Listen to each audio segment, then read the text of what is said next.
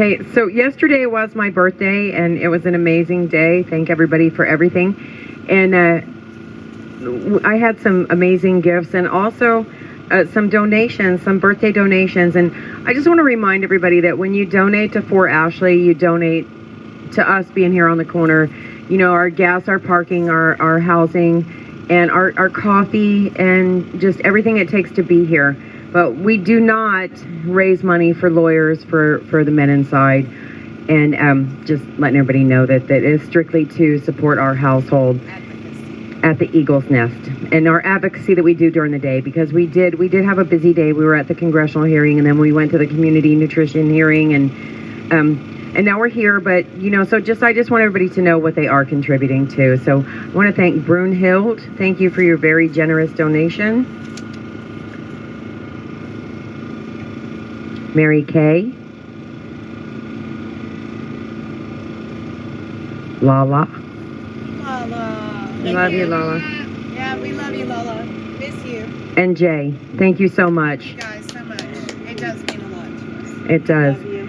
So we did start our day out this morning at the congressional hearing. And like Nicole said, it was the Bureau of Prison. What was her title? What was her official title? She was director of the Bureau of Prisons. So she had a lot to say when pressed. Matt Gaetz did bring up John Strand and Owen Schroyer as far as political prisoners go, and they're in Florida. They're in Florida, so those are his people. So good looking out, Matt Gaetz. Owen is actually in New Orleans, and that's Okay. Johnson is from. He's actually housed in his district. Okay, Mr. Johnson, get busy on that one. Yeah. Okay, so we got that one wrong, but John Strand is in Miami. Yeah. So at least Matt Gaetz is advocating for someone. Also, Democratic Congressman Johnson talked about some J6ers. He was looking at Miss Peters, but he was talking to us, spreading his hate. We did get to say the Pledge of Allegiance loud and proud. One of the police officers in the hallway says he knows we're not going to cause any trouble. The only thing we're going to do is maybe say the Pledge of Allegiance really loud. So that did happen. What else happened in that room today? Well, they did have a lot of really good questions about, the BOP is at the very bottom of all the government agencies. And this is where Jan 6ers are going into, is this. Many of them have their political views, and that was brought up by Representative Matt. Particulars, and so we're going to follow up on that. If y'all know of any inmates that are already in the Bureau of Prisons that have been put in solitary confinement that you believe for their views, please reach out. We're going to follow up with the judiciary that, today that held the hearing for the Bureau of Prisons, so we can make sure that they are aware that these things are happening. And I do feel like that they did speak on today, the treatment that Jessica Watkins received, and that's who that Representative Johnson was speaking of today. And she is placed in a female facility at this time, at the behest and at the hard work of many patriots like you out there that made the phone calls and did all of these things. So, as we move forward as a Jan 6 community, these are the areas that we're going to be getting more involved in, is the Bureau of Prisons. And so it was important to be there today. When we went to the meeting tonight, DC Greens, I believe is what it was called. There was someone today that we had seen at the committee hearing. And so it's important to have your face out and information that's out there. They had a lot of good talking points tonight. They spend $6 million a year on feeding the inmates, which they call residents. Just here, it costs exactly $6 million a year. Right. Goes in the trash. And they had Daniel had a lot of really good. They sent surveys in to the jail asking the residents, inmates, what they find about the food, the facility, and all of that. And I believe that he said it was like 8 out of 10 of the inmates had rancid, rotten food served to them. Very overly processed foods. If you have a medical condition, just like Chris Quaglin, who calls in, and he has celiac disease, and you're unable to digest the gluten the way that you need to, and you actually have a disease, you're not given the foods that you need to sustain any type of healthy lifestyle. And and what does that say to a person? So they had a lot of good talking points. The council member Pinto, who is the council member for Ward 6 here, she had a representative there that they are starting legislation within the city to make sure that there are fresh fruits and vegetables available, and that the DOC adheres to a federally standardized dietary requirement. So, lots of good things happening here in D.C. today. We were busy doing it.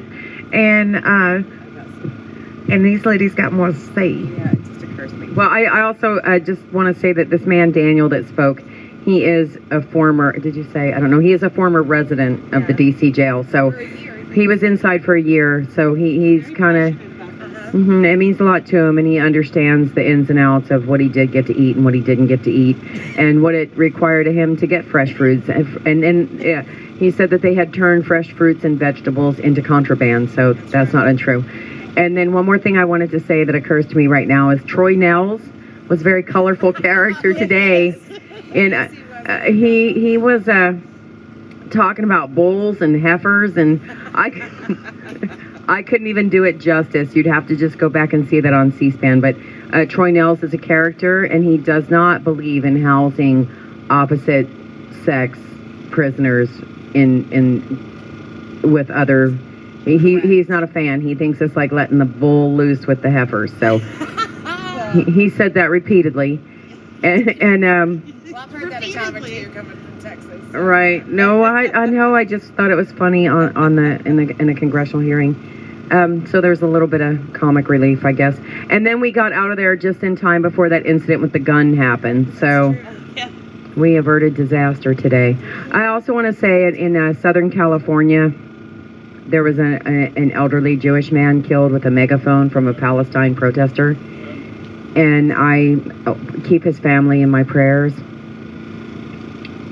and hope that going forward, his sacrifice will make a difference in this hot mess that's going on in this country.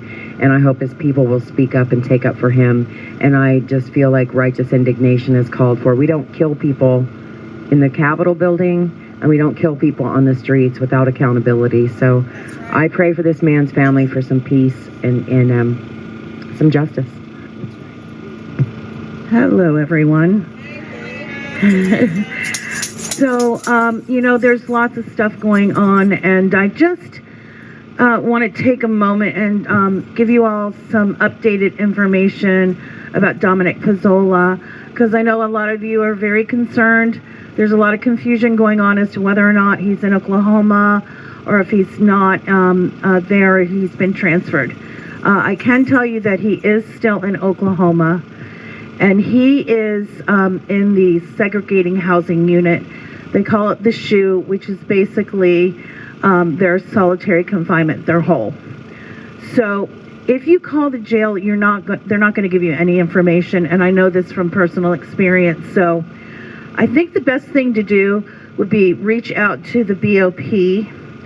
If you want to file some sort of notification about the circumstances and the situation of what is going on with Dominic.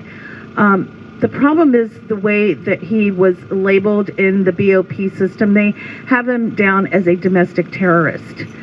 So because he's not at his final destination, they're not done giving him the diesel therapy they think that he deserves. He's going to be there, from my understanding, for about another 27 days. So What I would do is ask them, if you're able to get through, to speak to their counselor. You probably won't be able to because you're not a family member, or you don't have power of attorney, or you're not his attorney. But that doesn't mean that we can't put out, or make these phone calls to do a wellness check, just to make sure that he's getting food, he's getting out for showers. They're not going to let him call anybody either. He doesn't have a tablet. He can't have commissary. He can't have any books. He can't have anything sent to him. So I think the best thing that we can do right now for Dominic, sadly and unfortunately, is absolutely pray for him.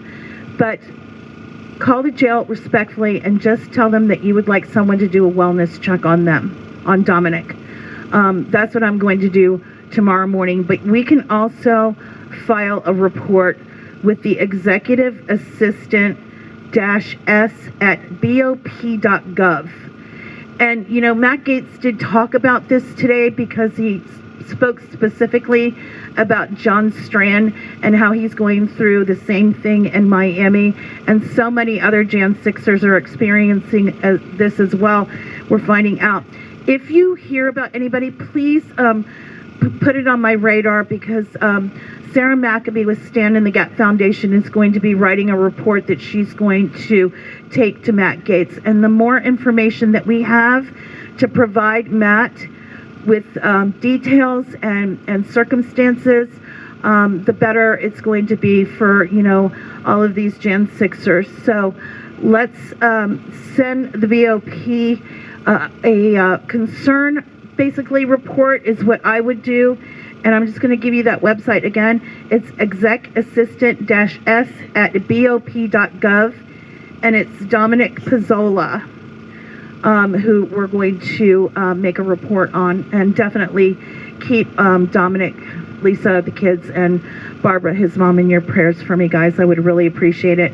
And then the other thing, Mason Corson's mom, Angie Ray, she put up a post today on Twitter, and I spoke to her earlier this afternoon.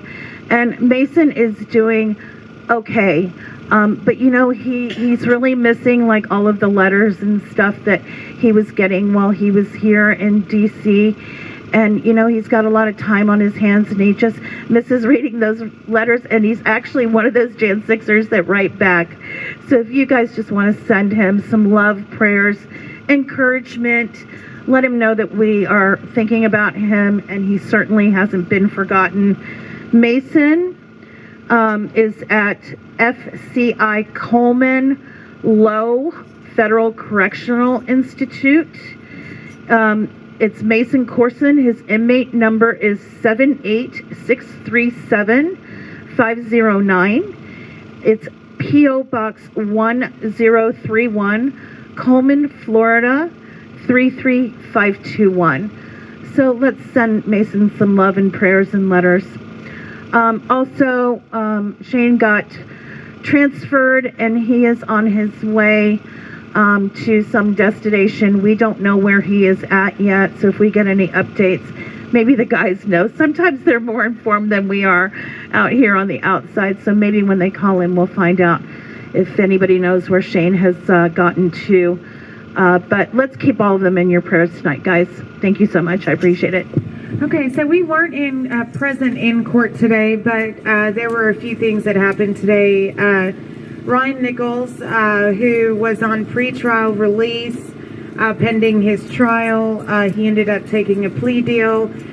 He went in to his plea hearing. The plea was accepted, but he was also remanded. So he was taken back into custody today. So our thoughts are with his family. That's always tough. He's been out almost a year now. It was November last year that he was let out on pretrial release. And Derek Kinnison, I believe Robert Martinez, Mr. Melee, and I can't think of the other name. I'm so sorry. Martinez, Kinnison, Melee, and that's Russ, I believe. Russell. They were found guilty on all their charges. Now, they are the 3%ers from California. that were charged in with conspiracy. So they got the Oath Keepers, Proud Boys, and now the Three Percenters have all been charged and convicted of conspiracy to obstruct an official proceeding, and so it's always tough. We need to try to remember the long game, and and all of these people, Stuart Rhodes, Derek Kinnison, Enrique, all these people from these different groups. It's so hard to plead guilty when you do not feel that you are guilty. And so for those that hold the line and take the government to task, definitely there is a price to pay, but in this grand scheme of things, sacrifice is part of it. And, it's just a hard pill to swallow when you have the sheer might of the United States government coming after you. And they pressure these people very hard. We've had people commit suicide. I'm not sure about, Gross Jankowski, who is the deaf gentleman that they just brought in. He must have had a mental break, and I just hope inside the CTF he gets the help he deserves. I do not agree with the text or anything that he sent out there, but absolutely being someone who has some impairment, he has no way to communicate in there. So, this is how we treat our people in this country, our prisoners. And so, that's what we did a lot of today. So much of what we're doing with For Ashley, Stand in the Gap, and all of this is moving forward, with justice reform and prison reform. So it is a system that we didn't really know that was so broken until our people were involved in it. So, everything we do out here in the corner, draws attention to the lives lost that day on January 6th, and to the people that are detained across this country in a truly broken system from the judiciary through the BOP. So, we just hope that we can spread as much light on it as we can going forward. So, we're hoping we're going to get some phone calls in. I guess there was some miscommunication about who had the phone, but hopefully we'll get a phone call in for the anthem.